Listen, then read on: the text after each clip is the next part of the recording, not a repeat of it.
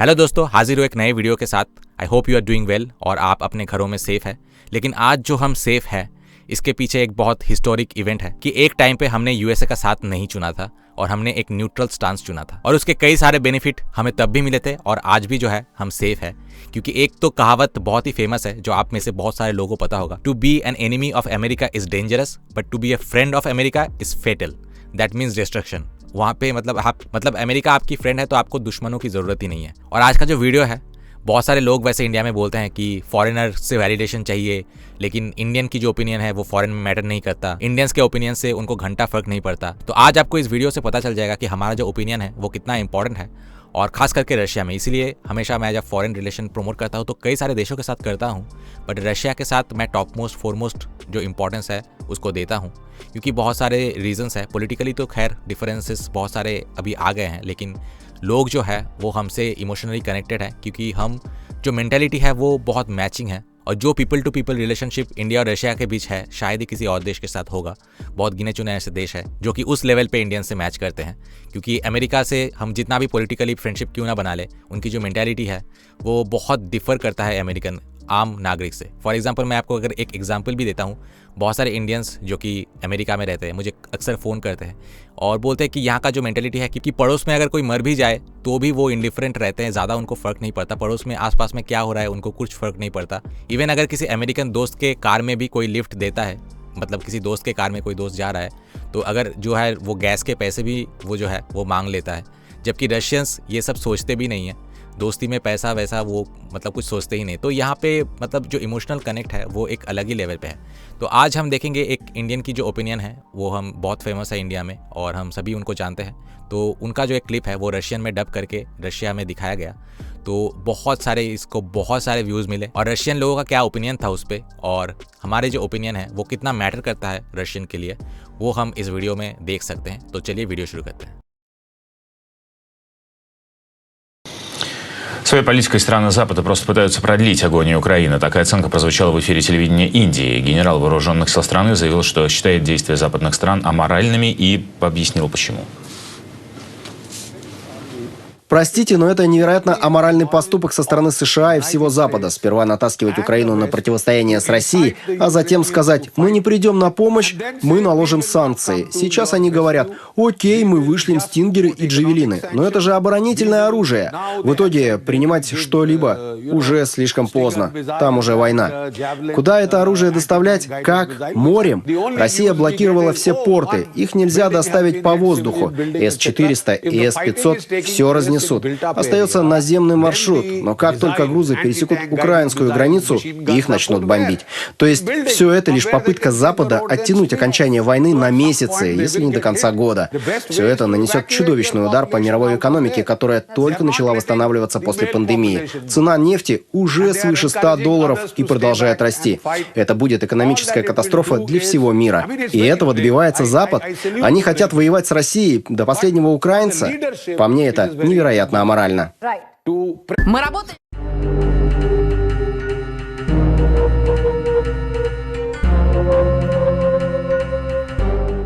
तो सबसे पहले कमेंट किया है स्वेतलाना अस्तानिना ने। इन्होंने लिखा है कि एक्सीलेंट इंडियन जनरल। चलो किसी ने तो सच कहा, जो हमारे खिलाफ नहीं मतलब वो हमारे साथ है। ये है रशिया का स्टांस, जो हमारे खिलाफ नहीं वो हमारे साथ है।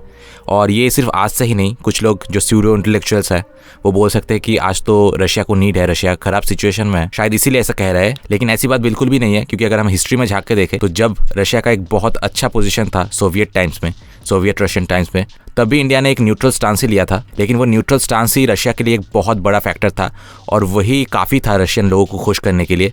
और उसी के लिए इतनी अच्छी दोस्ती जो है रशिया ने हमारे साथ निभाई। And I am not talking about politics में तो चलो म्यूचुअल इंटरेस्ट और गिव एंड टेक पॉलिसी है, बट लोगों के लिए वो एक बहुत बड़ा फैसला था। इंडिया का जो फैसला था नॉन अलाइनमेंट का, वो रशियन लोगों के लिए एक बहुत बड़ा फैसला था। लेकिन अगर मैं पॉलिटिक्स की भी बात करूं तो रशिया और अमेरिका में कितना ज़्यादा डिफरेंस है, ये इसी बात से आप अंदाज़ा लगा सकते हैं इसकी, कि रशिया का पॉलिसी था जो हमारे खिलाफ नहीं मतलब वो हमारे साथ है।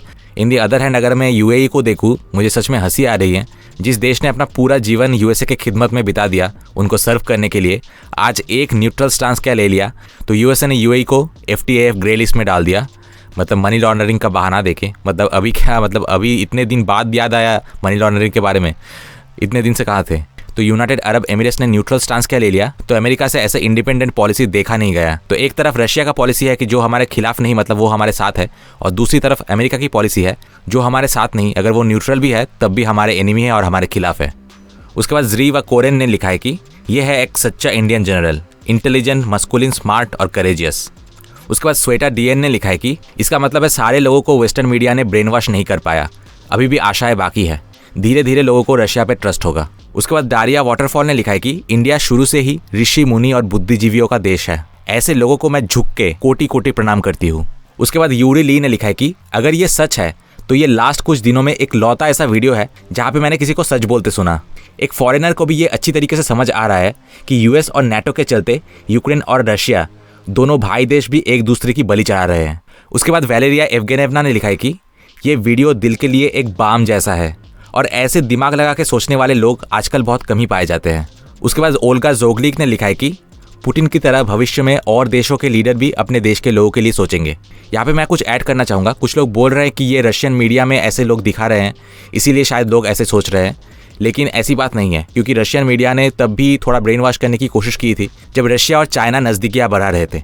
और इनफैक्ट इसी रशियन 24 चैनल में जब चाइना को लेके वीडियो था, खास करके इंडिया और चाइना के खिलाफ जो कन्फ्रंटेशन था, वहाँ पे जमकर लोगों ने चाइना को गाली दिया था। और बहुत सारे लोग इसी चैनल में गाली देते हैं जब रशिया जो है चाइना की तरफ कुछ ज़्यादा ही झुक जाता है या फिर कुछ ऐसे डील करते हैं चाइना के साथ जो कि रशिया में at the end of the day वो ख़राब है रशिया के लिए। तो रशियंस इतने बेवकूफ़ नहीं है कि सरकार के हर चाल को सपोर्ट करे, लेकिन जो अभी जो हो रहा है उसमें रशियंस का फुल सपोर्ट है। और ये कोई भी नेशनल जिसमें थोड़ी सी भी दिमाग बची है, of course Russia has to go through a lot of sanction and a lot of difficulties, लेकिन जिसमें थोड़ी सी भी कॉमन सेंस है उनको पता है रशियन को कि ये पुतिन जो है वो at the end of the day Russia के अच्छाई के लिए ही कर रहे हैं। तो ये जो वेस्टर्न मीडिया और बहुत सारे बिकाऊ इंडियन मीडिया ये जो दिखा रहे हैं कि रशियंस बहुत प्रोटेस्ट कर रहे हैं पुतिन के खिलाफ इस स्टेप के चलते, तो ये टोटल बुलशिट है, क्योंकि कुछ लोग तो हमेशा ही प्रोटेस्ट करेंगे। इंडिया में भी जब पाकिस्तान के खिलाफ कोई एक्शन लिया जाता है तो कुछ लिब्रांडोज जो है वो सरकार के खिलाफ प्रोटेस्ट करते हैं। तो ऐसे छोटे से क्राउड का प्रोटेस्ट एक्चुअल चीज़ को नहीं दर्शाता है। At the end of the day अगर यूक्रेनियंस नेशनलिस्ट है तो रशिया उससे भी ज़्यादा नेशनलिस्ट है। और जब पुतिन ऐसा कोई फैसला लेते हैं, for example too much dependence on China, जहाँ पे वहाँ पे भी मैं कहूँगा उनके पास क्योंकि ऑप्शन नहीं है, बट फिर भी जब रशिया ऐसे डिसीजंस लेते हैं तो रशियंस लोग जो है उनकी क्रिटिसिज्म भी करते हैं। लेकिन इस बार यहाँ पे जो यूक्रेन में जो हो रहा है तो रशियंस मेजॉरिटी जो है वो पुतिन को सपोर्ट कर रहे हैं। तो बढ़ते हैं दूसरे कमेंट की ओर। येलेना वेनियानिना ने लिखा है कि हम जल्दी ही अपना मिशन पूरा कर लेंगे, यूक्रेन को हम संभाल लेंगे और at the end of the day Ukraine में शांति और सुकून की हवा लहराएगी बिना किसी नाजिश के। उसके बाद तातियाना पेनारिना ने लिखा है कि मैं उनसे पूरी तरीके से सहमत हूँ और अगर वेस्ट और यूएसए को इतनी ही फिक्र होती यूक्रेनियन लोगों के बारे में तो वो मेडिकल किट्स भेजते और अपने देश में उनके लिए शेल्टर्स बिल्ड करते, लेकिन उन्हें सिर्फ यूक्रेनियन लोगों को हथियार देना है ताकि रशिया और यूक्रेन एक दूसरे को डैमेज कर सके। बिल्कुल यूएस और नाटो के जो पॉलिटिशियंस है इनसे बड़े दोगले और कोई नहीं, खुद तो रशिया से तेल खरीद रहे हैं और दूसरे को कुछ ना खरीदने के बारे में लेक्चर दे रहे हैं। उसके बाद मार्क्सिम तालानोव ने लिखा है कि बहुत अच्छा कहा है इन्होंने, वेस्ट और यूएसए जब तक आखिरी यूक्रेनियन लोग बचे हैं उनको भी यूज करेंगे रशिया के खिलाफ। USA will fight Russia to the last Ukrainians. ये जैसे बोल रहे हैं कि जैसे कि हम बोलते हैं कि आखिरी सांस तक लड़ेंगे, तो यूएसए और नाटो का प्रिंसिपल है कि खुद के लोगों को तो कुछ होने नहीं देंगे, लेकिन जब तक एक भी यूक्रेनियन बचे हुए हैं उनको भी रशिया के खिलाफ इस्तेमाल करेंगे। उसके बाद सेर्गेई वैसिलेव ने लिखा है कि सॉवरेन स्टेट्स इंडिया, चाइना और रशिया को एकजुट होना चाहिए और इन वेस्टर्न प्रेडेटर्स को सबक सिखाना चाहिए। ये हो सकता था, लेकिन अफसोस कि चाइना में उतना अकल नहीं। चाइना एक ऐसा नेबर है, वो होते हैं ना, हमारे नेबर में भी ऐसे कुछ लोग होते हैं कि खुद के लाइफ में अच्छा हो या बुरा हो लेकिन दूसरे के लाइफ में कुछ अच्छा नहीं होने देना। और ऐसे जेलसी में लोग इतने अंधे हो जाते हैं कि दूसरों की बुरा करने के लिए खुद की भी नुकसान कर बैठते हैं। तो China equals to that neighbour, और यही हमारा दुर्भाग्य है कि रशिया और इंडिया को ऐसा एक नेबर मिला है। उसके बाद डैनिला बार्गोव ने लिखा है कि मैं हमेशा ये सोचता था कि डेमोक्रेसी का मतलब है लोगों को और पावर मिले, लेकिन बाद में ये पता चला कि डेमोक्रेसी का असली मतलब है अमेरिकन लोगों को सारा पावर मिले। उसके बाद श्वेतलाना ने लिखा है कि कितनी बदल गई है हमारी दुनिया, आजकल एक एक वर्ड्स की कितनी अहमियत है। मैं दिल से उन देशों को धन्यवाद कहना चाहता हूँ जो सच कहने से नहीं डरते। उसके बाद ऑरेंज स्काई ने लिखा है कि रैपिडली इम्पॉवरिश्ड यूक्रेन तब तक फाइट करता रहेगा जब तक वो पॉवर्टी लाइन के बॉटम ना हिट कर ले। उसके बाद बायगा ने कमेंट किया है कि इंडिया एक ग्रेट ब्रिटेन का कॉलोनी था, लेकिन इंडियंस ने इंग्लिश गुड्स सर्विसेज खरीदना बंद कर दिया और ऐसे इंडिया को इंडिपेंडेंस मिली without a war, without firing a shot. इसे कहते हैं विजडम। इसे कहते हैं चुतियाप्पा। और गुड्स और सर्विसेज ना खरीदने की वजह से नहीं, सुभाष चंद्र के रेबेलियन एटीट्यूड की वजह से इन इंग्लिश लोगों ने देश छोड़ा। इंडिया की जो पॉपुलेशन थी ना, उनके पास, ब्रिटिशर्स के पास जितने भी एडवांस वेपन क्यों ना हो, अगर सारे इंडियंस एकजुट होकर पत्थर से भी उनका सामना करते तो 1 महीने में ब्रिटिश रूल को उखाड़ फेंकते। लेकिन इसी लिब्रांडो और नॉन वायलेंट एटीट्यूड के चलते आज हम 200 साल तक गुलाम बन के रहे। और सिर्फ 200 साल तक ही नहीं, अगर हम इंडिपेंडेंस के बाद की भी बात करें तो इंडिया को वर्ल्ड फोरम में कोई अहमियत नहीं दी जाती थी, क्योंकि इंडिया वही गांधी पॉलिसी की एक गाल पे थप्पड़ मारो तो दूसरा गाल बढ़ा दो, वही पॉलिसी फॉलो करता जा रहा था। पूरे दुनिया के लोग देखते थे और हंसते थे कि ये एक ऐसा देश है, पाकिस्तान एक गाल पे थप्पड़ मार के जाता है तो वही दूसरा गाल बढ़ा देते हैं। वो तो लास्ट 10 ईयर्स में जब हमने जवाब देना सीखा तब जाके इंडिया की अहमियत बढ़ी है वर्ल्ड फोरम में। अगर भगवान कृष्ण चाहते तो बिना महाभारत के युद्ध के ही शांति स्थापना कर देते। उनको क्या जरूरत थी युद्ध करा के खुद ही श्राप लेके मरने का। युद्ध इसीलिए कराया क्योंकि अगर शैतान ताकतवर है तो उन्हें फाइट करने के लिए हमें भी ताकतवर बनना पड़ेगा। अगर वो छल कर रहे हैं तो उन्हें सबक सिखाने के लिए हमें भी छल करना पड़ेगा। इन शॉर्ट, शैतानों को उन्हीं के भाषा में जवाब देना पड़ेगा, ना कि शैतान से एक थप्पड़ खा के दूसरे गाल बढ़ाने का। इसी नॉन वायलेंट पॉलिसी के चलते मुगलों ने भी हमें इतने दिन तक गुलाम बना के रखा और ब्रिटिश रूल ने भी, और तो जाते जाते भी इंडिया का बंटवारा कर दिया। आपके इन्हीं पॉलिसीज के चलते हजारों लोगों ने जान दिया। In today's world you need to be powerful to maintain peace. उसके बाद ईरा ने लिखा है कि मैं दिल से धन्यवाद कहना चाहता हूँ इंडिया को इस सिचुएशन को सही से असेसमेंट करने के लिए। उसके बाद इगोर कालिनी ने लिखा है कि चलो ईस्ट में एक्सपैंड करते हैं और इंडिया को अपना नेबर बना लेते हैं। उसके बाद व्लादिमीरोविच ने लिखा है कि वाओ, उन्होंने ऐसा कहा, मैं तो ये सोच भी नहीं सकता था कि एक इंडियन जनरल के मुंह से ऐसे शब्द निकलेंगे। Well done man, straight forward. उसके बाद यूरी कैप्रियानो ने लिखा है कि Indian brothers, thank you for understanding the situation. उसके बाद इरिना गोलेन दुखिना ने लिखा है कि ऐसे सिचुएशन पे ही पता चलता है कि कौन तुम्हारे साथ है और कौन नहीं। It's time to identify, thank you India. उसके बाद डेनिस जायगेंसेव ने लिखा है कि इंडिया बहुत अच्छी तरीके से अवेयर है कि आज अगर नेटो यूक्रेन में बेस बना रहा है तो कल पाकिस्तान में भी बना सकता है। बिल्कुल, यूक्रेन और पाकिस्तान दोनों ही ऐसे बेवकूफ देश है, कुछ पैसे के लिए खुद को यूएस और वेस्ट के हाथों बेच सकते हैं। उसके बाद ब्रदर कुल्यूक ने लिखा है कि इस वाइस जनरल को सिचुएशन के बारे में बहुत अच्छी तरीके से पता है, क्योंकि ऐसे सिचुएशन से इंडिया भी गुजर चुका है। आफ्टर ऑल, इंडिया के पड़ोस में भी एक अमेरिका के जूते चाटने वाला देश है जिसका नाम है Pakistan. I wish prosperity to the Indian people.